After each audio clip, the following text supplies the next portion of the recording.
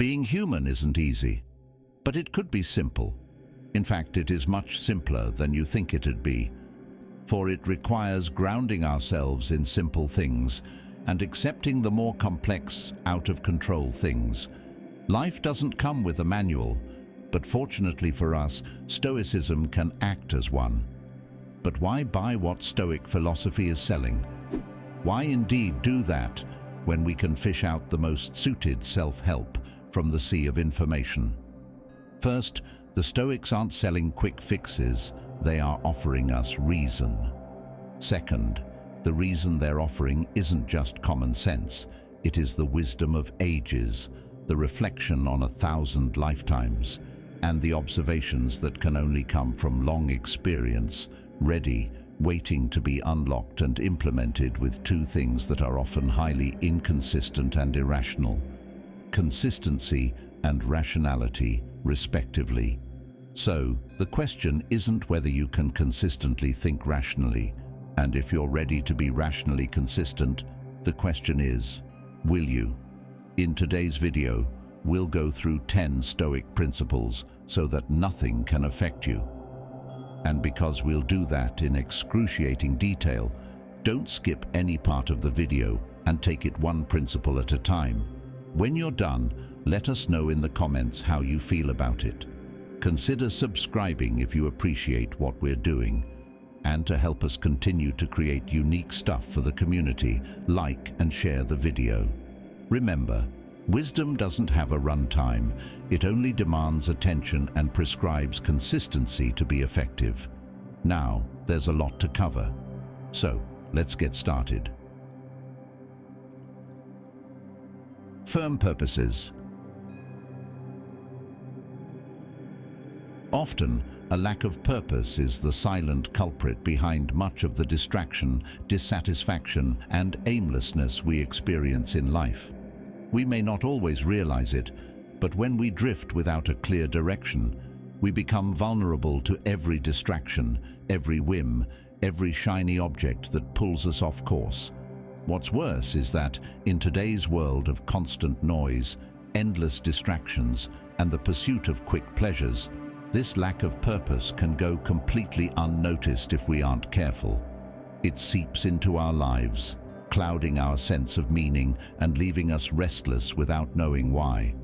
But fortunately, the topic of purpose has been much talked about, not just today, but for centuries. The Stoics, even 2,000 years ago, recognized the vital importance of having a purpose. They understood that without a clear purpose, our minds become scattered, easily swayed by external pressures and internal anxieties. Without a purpose to anchor us, we find ourselves pulled in countless directions, chasing after things that ultimately leave us unfulfilled. A purposeful life isn't just a noble aspiration, it's essential for a life free of distraction and filled with meaning. But how do we find this elusive purpose? According to Stoic philosophy, the first step is understanding the consequences of living without one. We degrade ourselves when we allow our actions, thoughts, and impulses to be random, unfocused, and without a clear direction. Every action, no matter how small, should be connected to a greater goal. Otherwise, we're simply going through the motions, wasting precious time and energy on things that don't truly matter. It's not just about finding purpose for the big decisions in life, it's about having purpose in even the smallest of actions. Without it, we're like a ship without a rudder, drifting aimlessly and at the mercy of the winds. And this isn't just a philosophical musing, this piece of Stoic wisdom is a truth we can see in the world around us. Look at anything in nature, and you'll see that everything has a purpose. Each animal, each plant, even the inanimate rocks serve a purpose. Every living thing has a role to play, a function that it's naturally designed to carry out. Marcus Aurelius captures this idea perfectly when he says, "Everything, a horse, a vine, is created for some duty." What task were you yourself created for? A man's true delight is to do the things he was made for. This raises a critical question. If every being in nature has a purpose, then what is ours? Marcus Aurelius furthers this idea by reminding us that the goal of rational beings is to follow the rule and law of the most ancient of communities and states. What does this mean? It means that as humans endowed with reason, we are not here to simply exist, but to contribute, to live in alignment with both our own nature and the greater nature that governs the universe. Our purpose is not something we create from thin air, but something we discover by understanding our place in the world. So, how do we begin this journey of finding purpose? We must first carve out time for self-reflection, for moments of deep reflection to learn something worthwhile. We need to stop letting ourselves be pulled in all directions by every fleeting desire or societal expectation. But here's the catch. The something worthwhile must align with our nature, the nature that has given birth to us and governs us. It must also align with our duty, our responsibility toward both the natural order and toward mankind. Why? Consider people who go through life working hard, striving for success, or chasing after goals without ever stopping to ask themselves, is this truly aligned with my purpose? What do they do? What does anyone who strives only for his own goals do? They come up against stiff competition, come up against other people with the same agenda, come up against the world in a sense, for the majority is just like them in our cutthroat world. So essentially, they give way to more things that could now affect them, disturb their inner peace, and keep them from thinking clearly. They spend years, sometimes their whole lives, laboring against the turn of the world because of a lack of true purpose, expending energy on things that ultimately leave them unfulfilled. They may be busy, but they're far from productive in the truest sense. They're missing the deeper meaning behind their efforts. In accepting the alignment of your purpose with nature, you find clarity. You begin to see that true purpose is not about personal gain or ambition, but about fulfilling your role in the larger scheme of things. This alignment grants you a powerful formula for living a life so that nothing can affect you. When you know your purpose, when you are rooted in something greater than yourself, nothing can shake your resolve. But how do we stay on course once we've discovered our purpose? By remembering that, just as nature has given each rational being the tools for their own welfare, it has also given us the capacity to help others. And what about my benefits, you ask? Well, our benefits are secured too, for here lies another crucial truth. Whenever we work to help others, we benefit ourselves. This is the essence of social life and cooperation.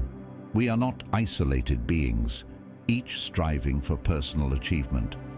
We are interconnected, made to work in harmony with others for the good of the whole. This is why the likes of Marcus Aurelius, Seneca, Epictetus, and the other ancient Stoics emphasize a shift in focus from me to we. A truly purposeful life is not one lived in isolation, but one in which we contribute to the well-being of others, to the community, to society at large. In doing so, we fulfill our nature because we are social beings by design. Our greatest achievements, our deepest sense of purpose, come not from selfish pursuits, but from acting in service of something greater than ourselves. This understanding of purpose is not just about individual fulfillment, it's about fulfilling our role within the grand scheme of life. To live according to nature is to recognize that we are all part of a larger system, and our purpose is intertwined with the welfare of others. When we focus on helping others, we are in fact nurturing our own well-being, and it's through this balance between fulfilling our own purpose and contributing to the greater good that we find true, lasting satisfaction. But Stoic teachings also provide mindfulness that ensures the effectiveness of our efforts after the alignment. Consider what Marcus Aurelius had to say about the troubles we often face getting out of bed. At dawn, when you have trouble getting out of bed, tell yourself, I have to go to work as a human being. What do I have to complain of if I'm going to do what I was born for, the things I was brought into the world to do? Or is this what I was created for, to huddle under the blankets and stay warm? Such was the nature of the inner discourse that even Marcus Aurelius, the man who solved the universe, had to tend to. By the way, we already have a curated selection of the most life-changing Marcus Aurelius quotes, and you can check out the video at the top right. Now consider also his words of wisdom that flip the script on how one might want to view life as, think of yourself as dead, you have lived your life. Now take what's left and live it properly. In short, purpose is not something we find solely within ourselves, but in our relationship with the world around us. It's about aligning our actions with the natural order, acting with reason and virtue, and understanding that our ultimate goal is to contribute to the greater whole. In doing so, we not only live a life of meaning, but also free ourselves from the distractions, anxieties, and aimlessness that come from living without purpose. The power of Stoicism lies in the process through which we cultivate a life that is truly worth living, rooted in both individual fulfillment and collective harmony. Guarding your mind. To live our life in the best way, the power lies entirely within our own reason. This power is not something we need to seek outside of ourselves. No external force can grant it to us, and no external obstacle can take it away. It resides in the way we think, how we judge, and most importantly, how we react to the things we encounter. This power is unleashed when we become capable of being indifferent to indifferent things. But what are indifferent things? They are the many distractions, opinions, and fleeting concerns that the world throws at us, things that in the grand scheme of life hold no real value over us unless we let them. We can achieve indifference toward these things by breaking them down, piece by piece, examining them for what they really are. Whether it's criticism, an offense, or even feelings of fear and shame, none of these things have inherent power over us. Think of it like this. Criticism, for example, is just words, sounds produced by someone else's mouth. These words on their own don't carry any weight. They can't force us to feel a certain way. They don't produce value judgments within us. They remain outside of us, completely neutral, until we decide otherwise. It's only when we take those words and write them down inside ourselves, when we allow them to penetrate our thoughts and emotions, that we begin to feel hurt, indignant, or ashamed. We're the ones giving them power by deciding that they matter. The same goes for other such negative emotions, like fear and shame. Fear is nothing more than an expectation of something bad that hasn't happened yet. Shame is born from comparing ourselves to others or to some external standard that we believe we must meet. But in truth, none of these external things, whether it's the opinions of others, our circumstances, or even the future, can force us to feel anything unless we let them. They don't actually create fear or shame within us. They simply exist, unmoving, outside of us. It's only when we judge them, when we make them into something they're not, that they begin to affect us. We have a choice. We can either absorb these judgments or choose not to. Imagine you're handed a blank piece of paper and a pen. Every time something happens, whether it's a criticism, an insult, or a situation that provokes fear, you're given the opportunity to write it down, to make it part of your inner world. But you also have the power to refuse. You can decide that this particular criticism doesn't matter, that this fear is unfounded, and simply not write it down. By doing this, you remain in control. You keep your peace of mind, you keep calm because you think clearly, and don't let external opinions and events penetrate your inner world. And what's more powerful is that even if we've already absorbed these judgments, if we've already allowed criticism or fear to disturb us, we have the ability to erase them. We are not prisoners to our past judgments. Our reason gives us the freedom to rethink, to undo, to release ourselves from those unnecessary burdens.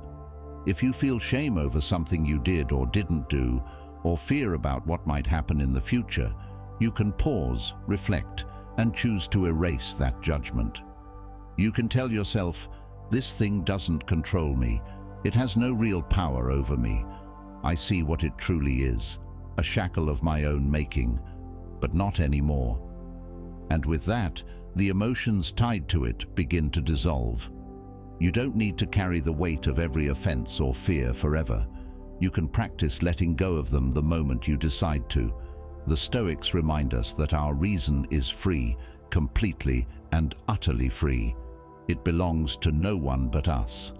And that means we are free to judge as we please. We only need to stay mindful of this very fact and possess enough self-awareness to see that our reason stays aligned with what truly matters. What happens when we let go of the need to judge every little thing, to assign value to every opinion, every slight, every fear? We find peace. We stop suppressing emotions and adding weight to our minds that was never necessary in the first place. Marcus Aurelius put it beautifully when he said, "If you are distressed by anything external, the pain is not due to the thing itself, but to your estimate of it, and this you have the power to revoke at any moment." This is the essence of Stoic wisdom. The things outside of us don't cause our suffering. It's how we perceive them that creates the pain. And because we are the ones creating those perceptions, we can just as easily undo them. This is why the Stoics emphasize indifference to indifferent things.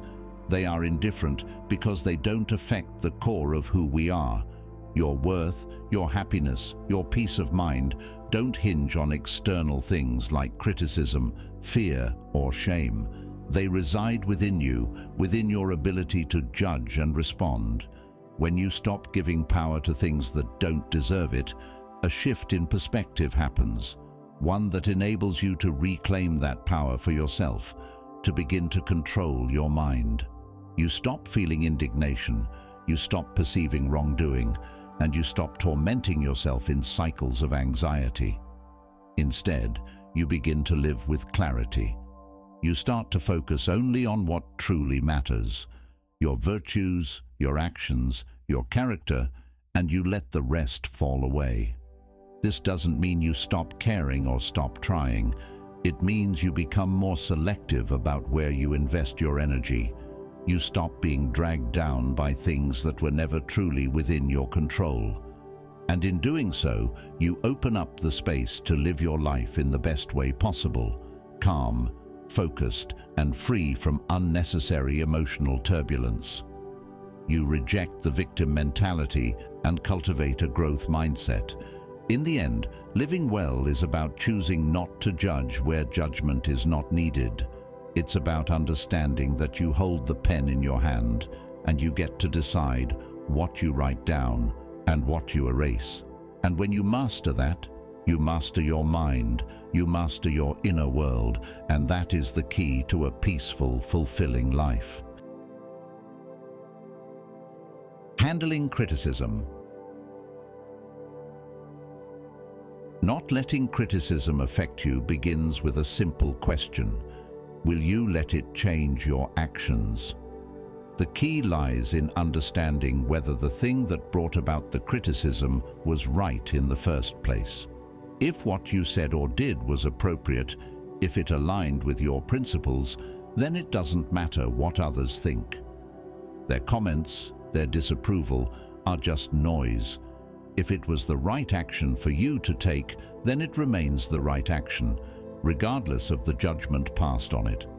Think about it for a moment. How often do we alter our course just because someone frowned or muttered disapproval?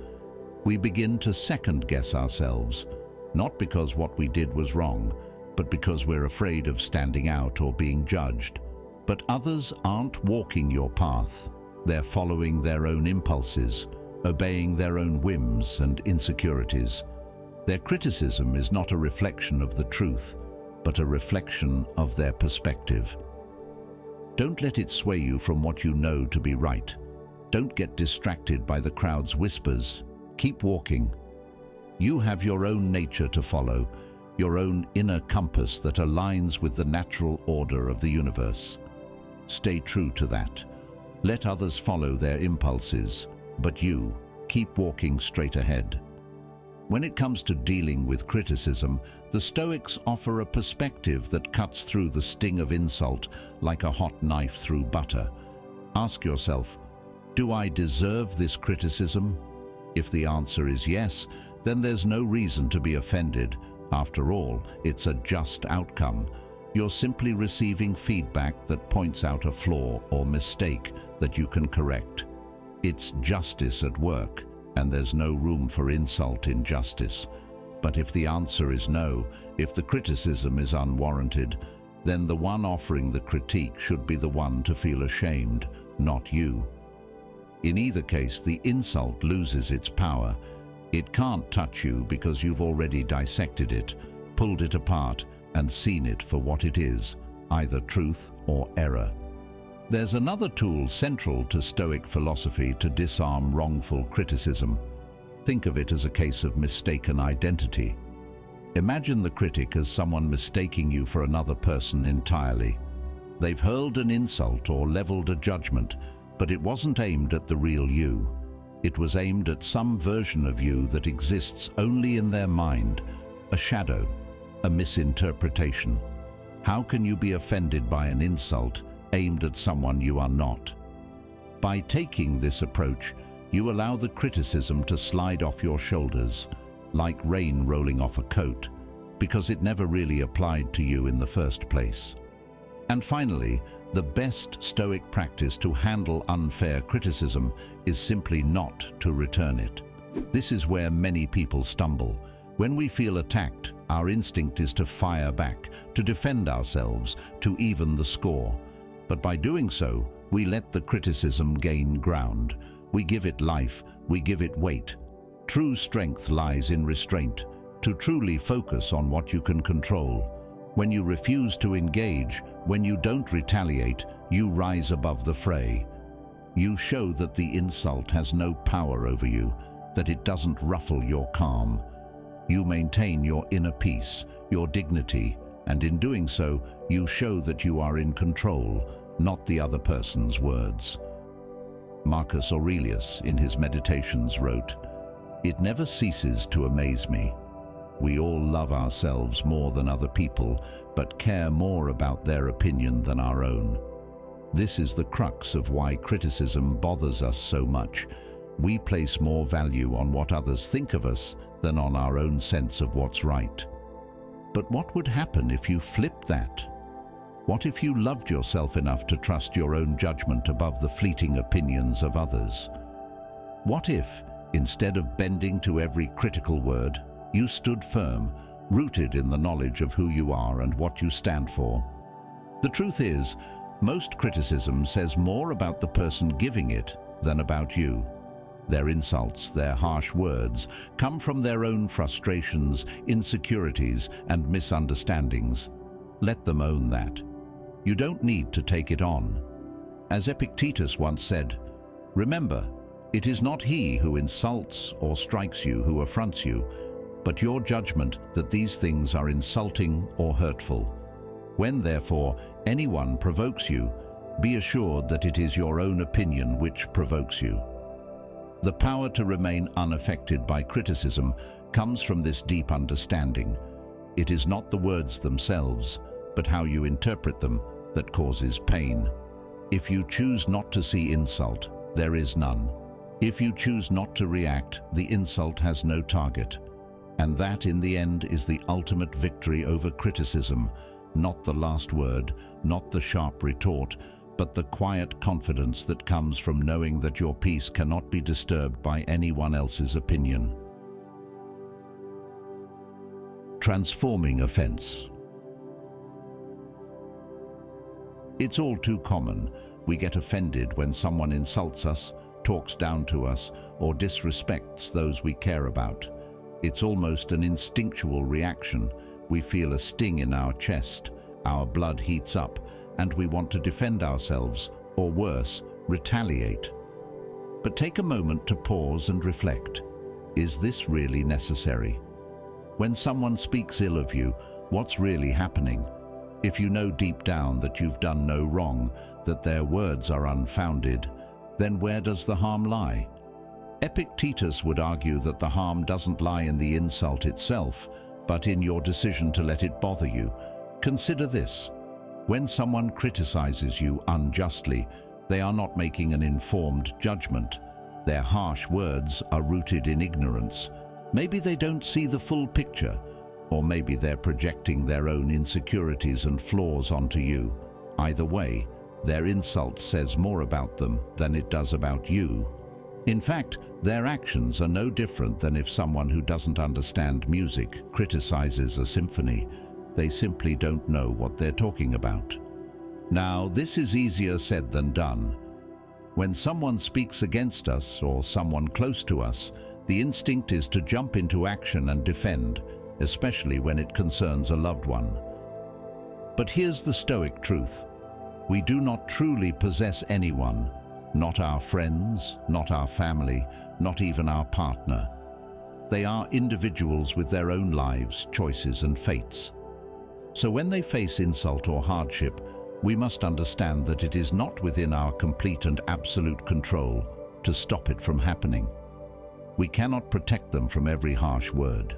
The moment we begin to believe that we can or should, we set ourselves up for suffering. Why? Because we are attempting to anchor our peace of mind in something external, something we do not truly possess or control. The more we cling to these external attachments, the easier it becomes to feel hurt when things go wrong. And here's the catch. You cannot lose what you don't possess. Most of what we think we own, we don't, be it people, reputation, or status. They are all outside of us. You can't control how others think of you. You can't dictate how people treat those you love. And so, why let yourself be pulled into frustration, anger, or pain over something that was never in your hands to begin with? Epictetus offers us a shift in perspective.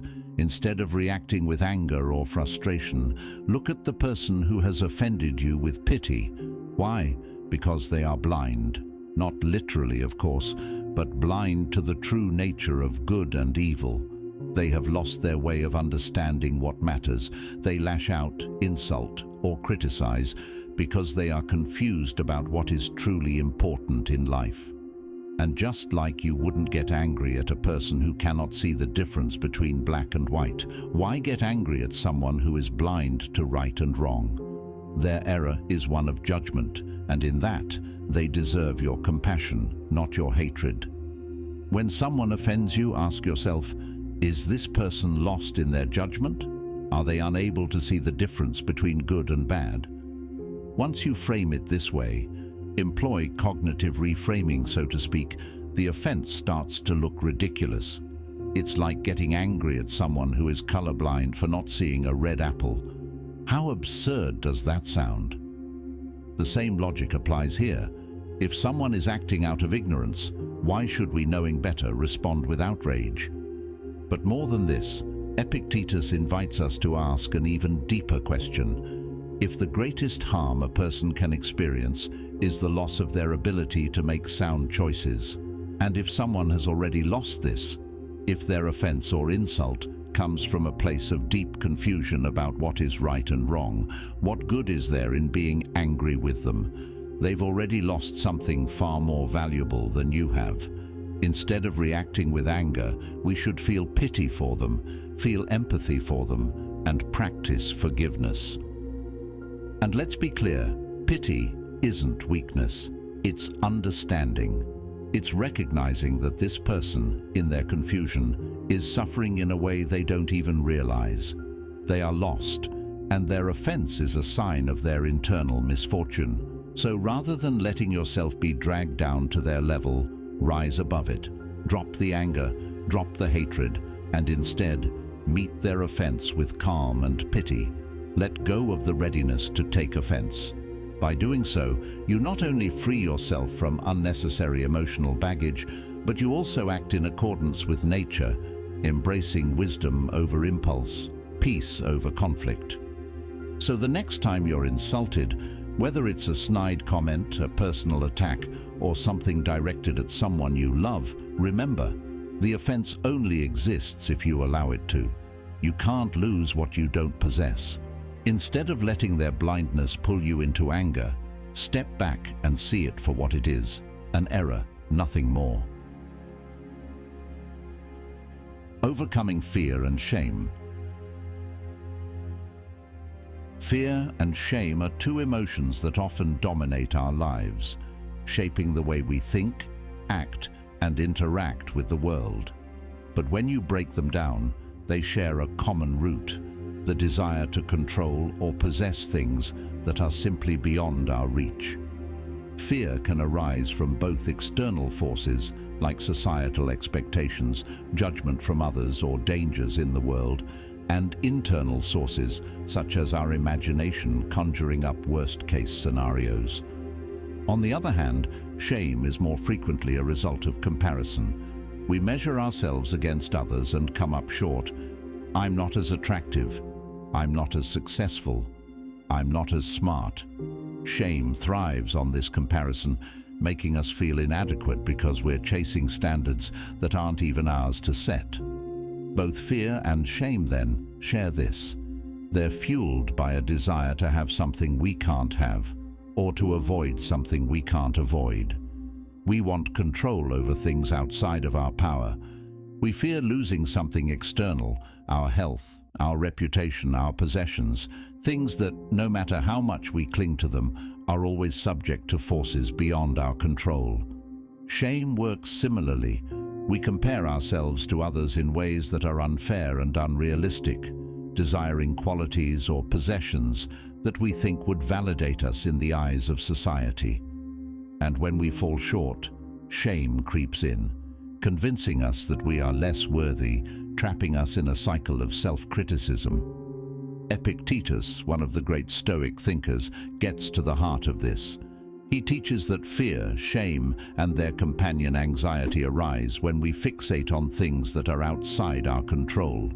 In his words, "When I see someone in a state of anxiety, I say, what is it that he wants? For unless he wanted something that was not within his power, how could he still be anxious?" This is a profound insight. Anxiety comes from a longing for things that we can't secure or protect, from wanting something to go a certain way when we have no guarantee that it will. Think about it. When was the last time you were anxious? What was the cause? Chances are it was tied to something uncertain. Maybe it was a fear of losing your job or a worry about how you were perceived by others. Anxiety clings to uncertainty, to those things we desire or dread but have no way to control. Epictetus compares this state of mind to a doctor diagnosing a physical illness.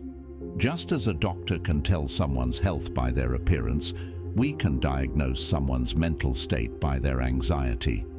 That man is suffering in his desire and aversion, Epictetus would say. He is not well because his mind is feverish, driven by the impulse to control the uncontrollable. And so, if we wish to combat fear and shame, we must address the underlying anxiety that fuels them. Anxiety is the soil in which fear and shame grow. And if we can rid ourselves of that anxiety, we take away their foundation. But how do we do that? The Stoics provide us with a powerful mental shift. We must learn to separate what is within our control from what is not. The things outside our control, the opinions of others, the state of our body, the wealth we possess, even the way others treat us, are neither inherently good nor bad. They simply are. If we tie our happiness to these external things, we will always live in fear of losing them, and in shame when we believe we don't measure up. But Stoicism teaches us that what is within our control, the choices we make, the judgments we hold, the actions we take, these are where our true power lies. No one can take away our ability to choose how we respond to life. No one can impose their will on our thoughts or our actions unless we let them. This is where anxiety dissolves. When you realize that the things that truly matter, your integrity, your character, your judgments, are entirely within your grasp and that no one can strip them from you, the fear of losing external things starts to fade. The shame of not measuring up to some external standard loses its grip because you no longer value those things in the same way. So, what's left to be anxious about? Certainly not our body, which is fleeting and subject to time and nature. Not our possessions, which can be taken as easily as they're gained. Not the opinions of others, which are fickle and change with the wind. If we are to be anxious about anything, it should only be about accepting a false opinion, about misjudging what's truly important. That's where our focus should lie, not in the pursuit of things outside our control, but in the careful cultivation of our inner lives. This shift in thinking doesn't happen overnight, but once it starts, you'll notice how much lighter you feel. Imagine no longer worrying about what others think of you. Imagine letting go of the fear that you'll lose something valuable because you know it was never really yours to keep in the first place. Imagine stepping out of the comparison game entirely because you've realized that the only person you need to compete with is you. The Stoic path to conquering fear and shame isn't about ignoring them or pretending they don't exist. It's about understanding where they come from, anxiety over things we can't control, and shifting our focus on what we can control. When you master that, when you recognize that your true self is independent of all these external concerns, you'll find that fear and shame have no home in your mind anymore. Inner strength and response. Inner strength is not something we're born with. It's something that develops over time, shaped by the challenges we face and the lessons we learn. It comes from experience, from living through the inevitable hardships life throws at us to make us resilient in adversity. Think about it. Every time you've faced a setback, struggled with a loss, or navigated a difficult period, you've likely emerged stronger. Each of those moments adds a layer to your inner resilience. And sometimes, life doesn't wait for years to pass before teaching us these lessons. Misfortunes can arrive suddenly, hitting us like a tidal wave, forcing us to grow faster than we thought possible. In a single moment, we might gain the wisdom of a lifetime, the kind of insight we'd usually only accumulate through decades of slow experience. But the Stoics offer a different, more deliberate path to inner strength. They suggest that we don't need to wait for life's harsh lessons to build our resilience. Instead of simply relying on experience and the wisdom that comes from it, we can actively cultivate inner strength by adopting a life rooted in Stoic virtues, by adopting a Stoic mindset. Imagine a life where every action, every decision is guided by the Stoic principles of courage, justice, wisdom, and self-discipline. This is the good life the Stoics speak of, a life lived in harmony with reason, where you follow a moral code so unshakable that you become unshakable. Rather than waiting for misfortunes to build your strength, Stoicism asks you to start with virtue. By committing to living a virtuous life, one in which your actions consistently reflect what is right, you are already laying the groundwork for inner strength. This isn't strength built on avoiding challenges, but strength born from knowing how to respond to them when they inevitably arrive. When you live according to virtue, your responses to life's difficulties aren't reactive, they're deliberate. You're not tossed around by circumstances. Instead, you stand firm, guided by your moral compass.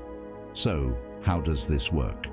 It starts with clarity, knowing what's truly good and what's not. Once you have this clarity, inner strength flows naturally into your actions. You begin to understand what's within your control and what isn't.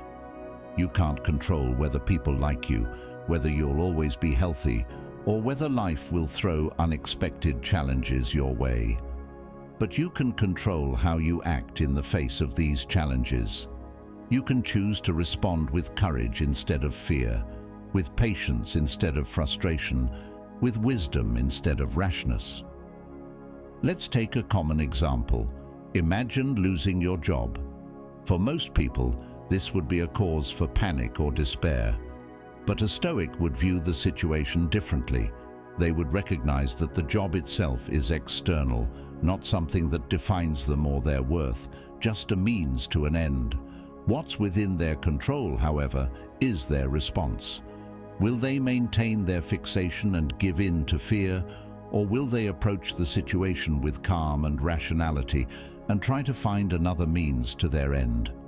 Will they let it break them, or will they use it as an opportunity to practice resilience and adapt to new circumstances? This is where inner strength, guided by virtue, shines through. The beauty of this Stoic approach is that it doesn't require you to live through endless trials to develop inner strength. By adopting the mindset of virtue, you can start building that strength today, right now.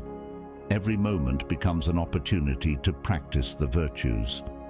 When you're patient with someone who frustrates you, when you show courage in the face of fear, when you choose to act justly even when it's inconvenient, you're exercising inner strength. And over time, these small acts build a foundation of resilience that will serve you when life's bigger challenges inevitably come your way. Epictetus once said, "It is not what happens to you, but how you react to it that matters." This is the heart of Stoic inner strength. It's not about having an easy life or avoiding hardship.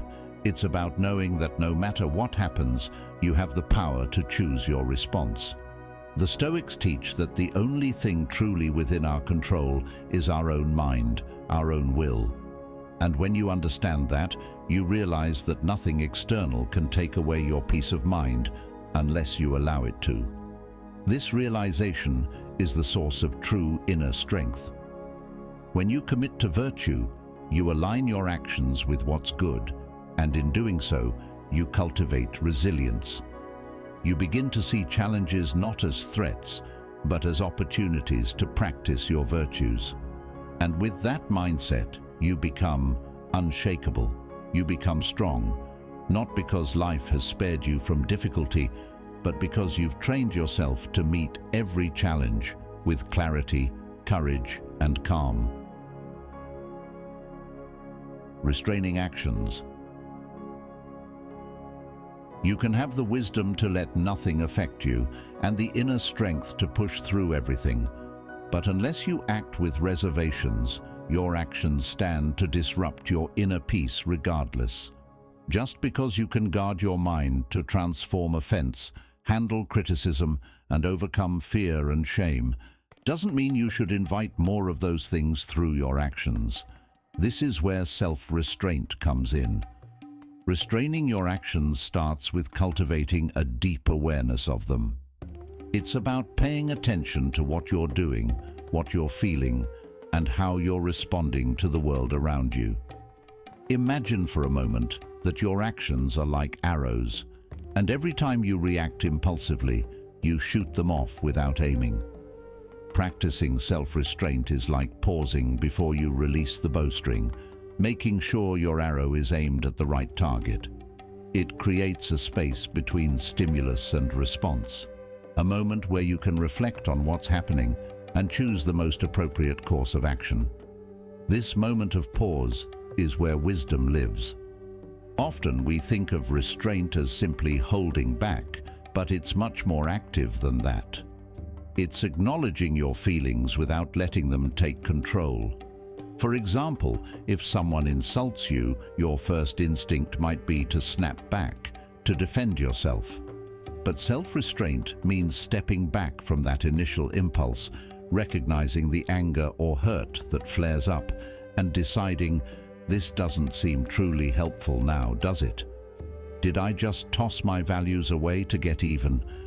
Instead of letting emotions hijack your actions, you choose to respond with reason. Another critical aspect of self-restraint is the ability to delay gratification. In today's fast-paced world, we're often tempted by immediate rewards, whether it's the rush of buying something new, indulging in a quick fix of pleasure, or avoiding a discomfort we'd rather not face. But Stoicism teaches us to look beyond all that, to focus on our long-term goals, and to understand that real satisfaction comes not from fleeting pleasures, but from steady, patient progress. Restraint helps you recognize that while discomfort or waiting might feel unpleasant in the moment, it's often the gateway to something far more meaningful. This isn't about deprivation, it's about prudence, choosing what will truly benefit you in the long run. Think of restraint like a muscle. The more you practice delaying gratification, the stronger that muscle becomes. Patience and perseverance are virtues that grow from this practice. They allow you to endure short-term challenges for long-term gain. Whether it's saving money for the future instead of splurging today, or holding your tongue when you feel the urge to criticize, every act of self-restraint strengthens your ability to stay on the path of your higher goals. And restraint isn't just about your actions, it extends to your words as well. Our words carry weight, and once they're spoken, they can't be taken back. Think of how many times a careless word has damaged a relationship or caused unnecessary conflict. Practicing restraint in speech means pausing before you speak and considering, will what I say be constructive? Will it reflect my values? Words have the power to heal or harm, to build bridges or burn them down. By speaking mindfully and with intention, you can foster stronger, more respectful relationships. You can avoid the regrets that come from saying something in the heat of the moment that you didn't truly mean. But let's not pretend this is easy. Practicing self-restraint requires self-awareness and discipline. It's about consistently observing yourself, catching those moments when you're about to act or speak without thinking, and pulling back. It's about making conscious choices instead of letting your impulses run the show. This is where Stoicism shines, reminding us that our actions should be governed by reason, not by emotion or impulse. Stoicism emphasizes acting according to reason because reason is what allows us to see the bigger picture. It helps us understand the consequences of our actions before we take them, and it guides us toward choices that align with our higher values. When you act on impulse, you might satisfy a short-term need, but you often create long-term problems. Reason gives you the power to see beyond the moment, to think, how will this choice impact my future, my relationships, my peace of mind? Epictetus, one of the great Stoic philosophers, reminds us of a crucial truth. No one is master over another person's choice, and that it is in choice alone that our good and evil lie. This quote highlights the heart of Stoic self-restraint. While you can't control what happens around you, you always have control over how you choose to respond. And that choice is where your power lies. The formula for self-restraint is simple. Replace good and evil with attention and inattention. The more attention you pay to your choices, whether in action, speech, or thought, the more you cultivate restraint. It's all about being present and intentional in every moment, making choices that reflect your best self. By practicing self-restraint, you become more effective in achieving your goals and maintaining your inner peace. Why?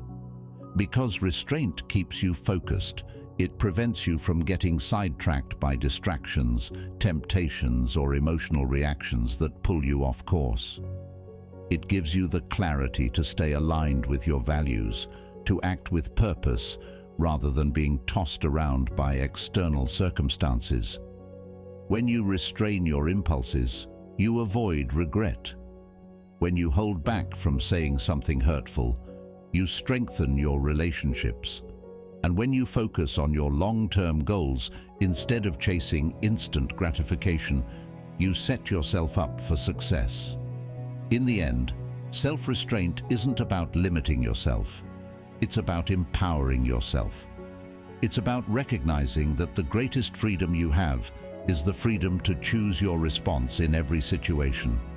And when you choose wisely, when you act deliberately, you're not just practicing restraint, you're cultivating the strength and wisdom that lead to a fulfilling life. The power of acceptance. The power of acceptance is a profound force, one that flows from a simple yet often elusive truth. Accepting things as they are, as they have been, and as they will inevitably become. It's easy to think of life as something we can control, shape, or bend to our will, but reality is often far different.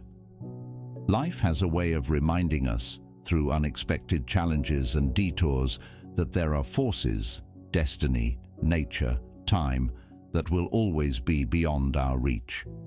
Acceptance gives us the power to find peace within that reality, rather than constantly waging war against it. Imagine trying to fight the tide, pushing back against the waves with everything you have.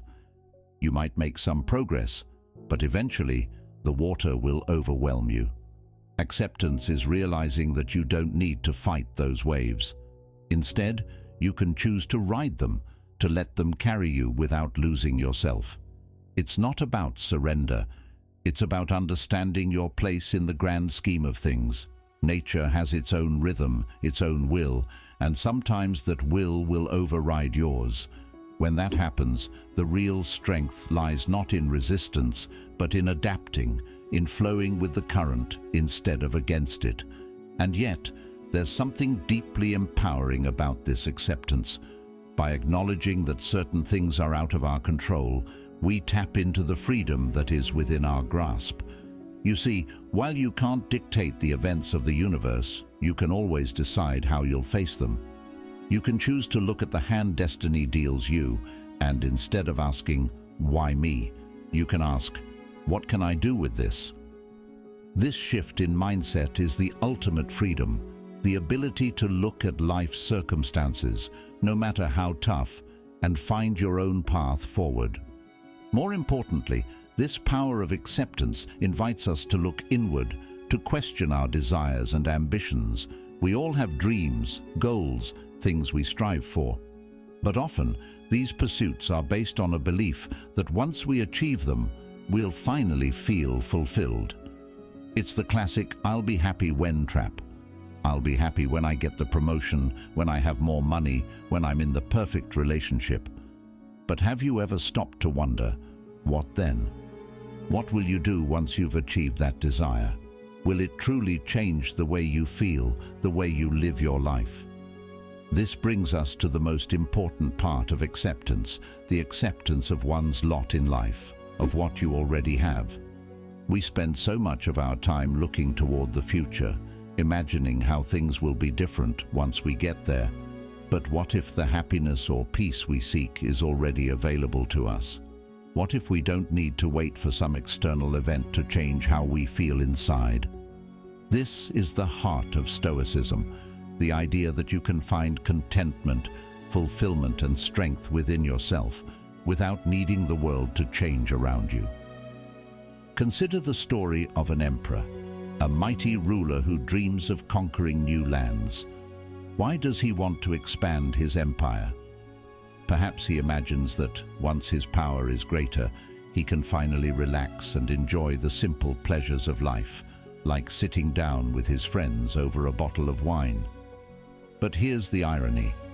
Nothing is stopping him from enjoying that pleasure right now. He doesn't need to conquer a new land to share a drink with his friends.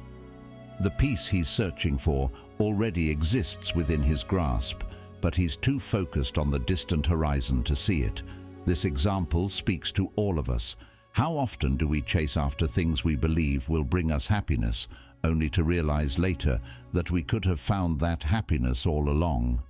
The power of acceptance asks us to reflect on what we already have, to question whether the thing we're chasing will truly change our lives in the way we imagine. It encourages us to step back and consider, is the thing we desire really necessary for our happiness? Or is it possible that we've been overlooking the contentment that's already available to us? Acceptance isn't about giving up on your dreams or ambitions. It's about realizing that you don't need to pin your happiness on them. It's about understanding that, while you can strive for more, you don't need to wait for more to feel at peace. The Emperor's story teaches us that the fulfillment we seek often lies not in the distant future, but in the present moment, in the life we're already living, if only we choose to embrace it. Living according to nature. Living according to nature is one of the central principles of Stoicism, and it encompasses more than simply being in harmony with the environment or acknowledging the physical world around us. To live according to nature means to align ourselves with the fundamental laws that govern life itself. These laws are constantly at work, shaping the world and our experience of it. They include the laws of change, necessity, and reason, the very elements that make life what it is. Nature's law of change is perhaps the most universal and unavoidable. Everything is in a state of flux. The seasons change, people come and go, and fortunes rise and fall. As humans, we often resist this reality, clinging to what we have and fearing what might be taken away. But living according to nature means accepting this inevitability, recognizing that everything is temporary and that we cannot stop the current of life. Just as a river flows continuously, so too does life march forward, with or without our consent. To live in accordance with this truth is to find peace in the face of change, knowing that it is part of the natural order. The law of necessity refers to the fact that, as humans, we are subject to the same constraints as everything else in the world. We need food, shelter, and rest, and we are bound by the physical limitations of our bodies. Yet, while animals act purely on instinct to fulfill these needs, human beings are set apart by nature's most distinct gift to us: reason. Reason is what elevates us beyond mere survival, giving us the ability to reflect on our desires and actions, to deliberate on what is good and what is bad. It is through reason that we rise above the impulses that drive animals, and it is reason that gives us the power to govern ourselves wisely. When we fully accept these laws of nature and follow them, we gain a deeper understanding of our own nature and how it should be governed, by reason and in its purest and most accurate form, by virtue. Virtue, in the Stoic sense, is the highest expression of living according to nature. It is the use of reason to navigate life's challenges, always striving to act with wisdom, courage, justice, and self-control. Virtue alone shows us what we truly need, guiding us to live in a way that is not only in harmony with nature, but also fulfilling and aligned with our higher purpose. What do we truly need? This is a crucial question, and the Stoics would argue that nature, not society or opinion, dictates our real needs. Nature teaches us that our basic needs are simple and limited: food, water, shelter, and companionship. These are the things we need to survive. Beyond that, most of our desires are creations of our imagination, shaped by society's expectations and our own insecurities. This is why no one is poor according to nature. Everyone is poor according to opinion. Nature's demands are few and easily met, but our opinions create endless desires: more money, more possessions, more status, and it is these desires that create the feeling of lack, the sense that we are somehow incomplete or insufficient. Virtue helps us distinguish between these two types of desires. On one hand, We have the natural, necessary desires, those that have limits. These are the desires that, when fulfilled, lead to a sense of contentment. On the other hand, we have the desires that are born from our disordered imaginations, desires for things like excessive wealth, power, or constant validation. These desires are dangerous because they are limitless. The more we chase them, the more they slip away, leaving us perpetually dissatisfied. It's like drinking salt water to quench thirst. The more we drink, the thirstier we become. This is why the Stoics believed that poverty in material things is easy to cure. If you lack material possessions, the solution is straightforward. You can either obtain the things you need, or you can adjust your desires to want less. But poverty of the soul, poverty of virtue, wisdom, and inner strength is much harder, if not impossible, to cure. Material poverty affects only the body, but a poverty of the soul corrupts the very core of who we are. When we lack virtue, when we are governed by irrational desires and impulses, no amount of wealth or external success can save us from misery. Living according to nature, then, is about cultivating an inner wealth that no external force can take away. It's about using reason to understand what is truly necessary for a good life, and recognizing that most of the things we think we need are illusions, distractions that pull us away from the path of virtue. By simplifying our desires and focusing on what is truly important, we free ourselves from the constant cycle of wanting and disappointment.